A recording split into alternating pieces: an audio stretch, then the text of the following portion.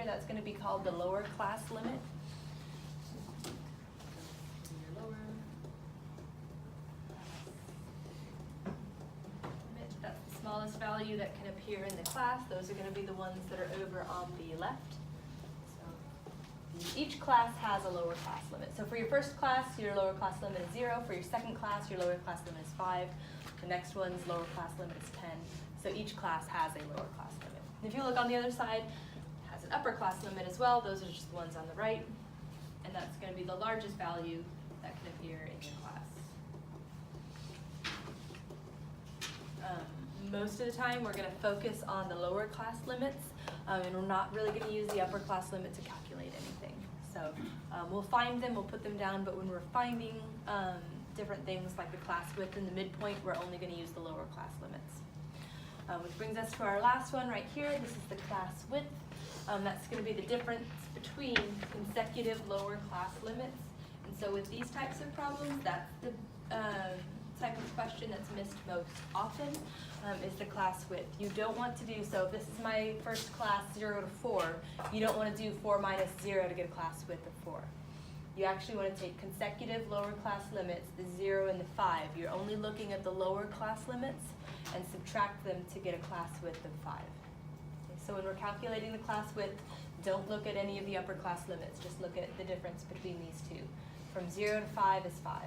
And it should be the same each time. It doesn't matter which ones you pick as long as they're consecutive. So if you choose these two instead, the difference between 5 and 10 is also 5, and the difference between 10 and 15 is also 5.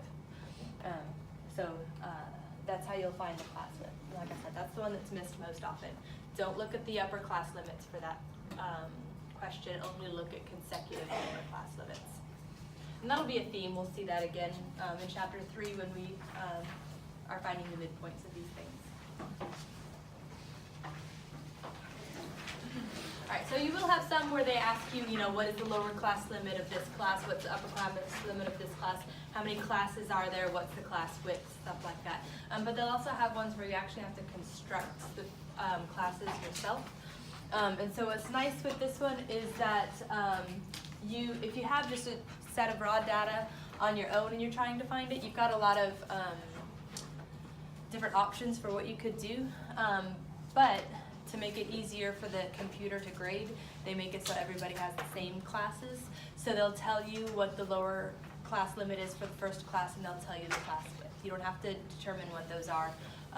They'll give those to you. But when we're writing out classes, you need to make sure that there's enough classes for everybody, so you don't have some random data value that doesn't have a class. So just make sure you have enough classes for everybody. You don't want any of them to overlap, and we'll talk about why that is when we construct it in a sec. They have to be of equal width, so like I said before, the difference between the consecutive lower class limits up here is always 5. You always want that to be the case.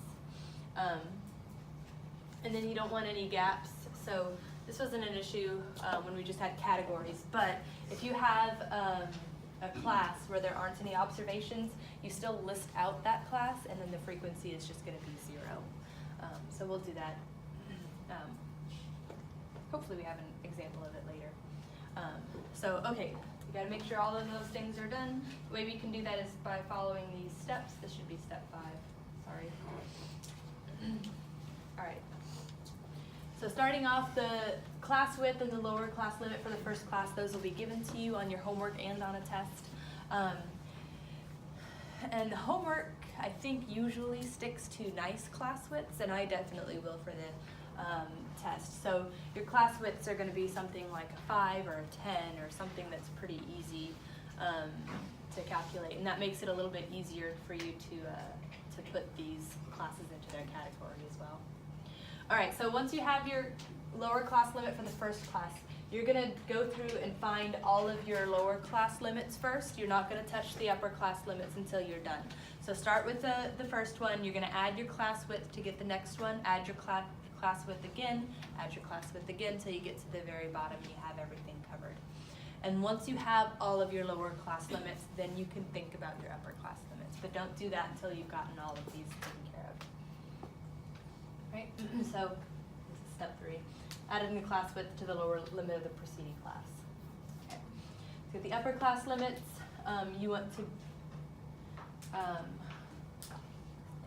determine what number could it be, but you have to notice that it can't be the next class's lower class limit because you don't want that overlap. So that one we're going to see when we do the example. That'll make that one a little bit more clear. And then from there, just count how many observations you see for each class and figure out what the frequency distribution is. So here we've got 65 vehicle emissions, right? We're going to do a frequency distribution using a class width of 1. Should make this smaller. I guess we'll keep it like that. On a test, I won't give you 65. Like I said, I'll give you something more like a 25 or something like that. I don't want to make it too small because then you don't get a good shape, but if it's too big, it takes a lot of time. So, all right, so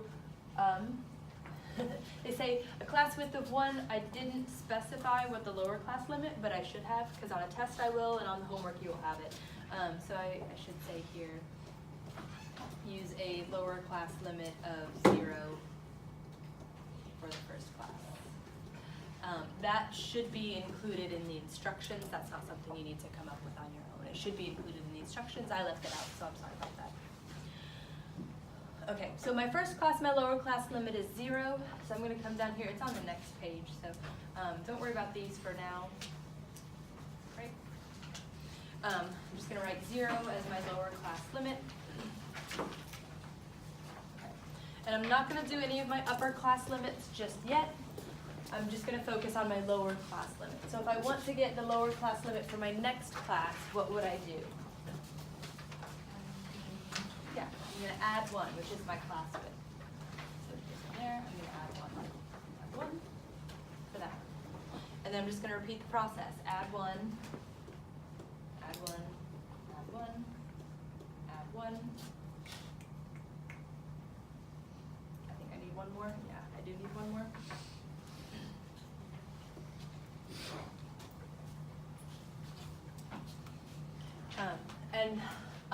On the homework, it'll be obvious when you need to stop because they only have so many boxes for you to fill in. So once you get to the bottom, that's when you stop. But for a test, if you're unsure of how many to put, just look up here. The largest number that we have, I think, is a 6.6. Right? So that's going to go down here in this last class, so I don't need any more than that. Okay, so those are my lower class limits. Now I'm going to figure out my upper class limits. So up here, the data set, they've got it rounded to 2 decimal places. So if I'm looking at numbers that are rounded to 2 decimal places, I need to figure out what is the largest number that could come up here and be in this class. Not the largest value in that class that's listed out in my data set. I don't care about the data set right now.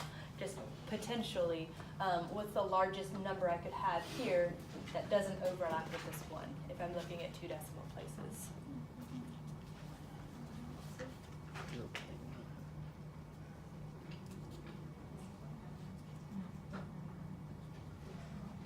Yeah, so 0.99, 0.99.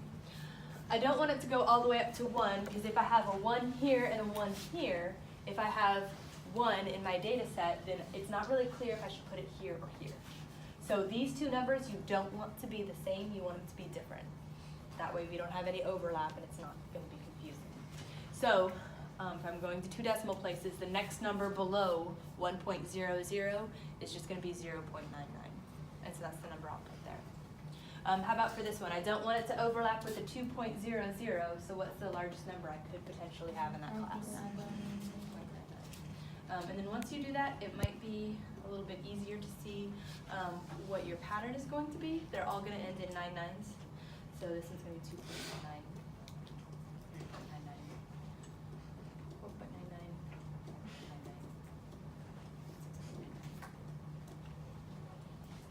Okay. This one you can't really tell because there's not a next class, lower class limit for you to go off of, but once you establish the pattern, it's pretty obvious it should be a 6.99. Don't put a 7 here though, just make sure you follow the pattern every single time. And if you notice, basically what we're doing is we're just adding 1 each time to this. So when we did the lower class limits, we added 1. Technically with the upper class limits, you can think of it as adding 1 as well on this side. just as long as you're going straight down and you're not going, left to right. Okay. So those are our classes. It's broken down pretty nicely because the class width is 1, because this class is going to be everything that starts with a 0 point something. This is everything that starts with a 1 point something. So that makes it a little bit easier to figure out. This is going to be one of the trickier ones that you'll have because there are decimals. But most of the time when you have stuff like this, it's not going to look like that. You're going to have like whole numbers. And so you're going to have something instead. So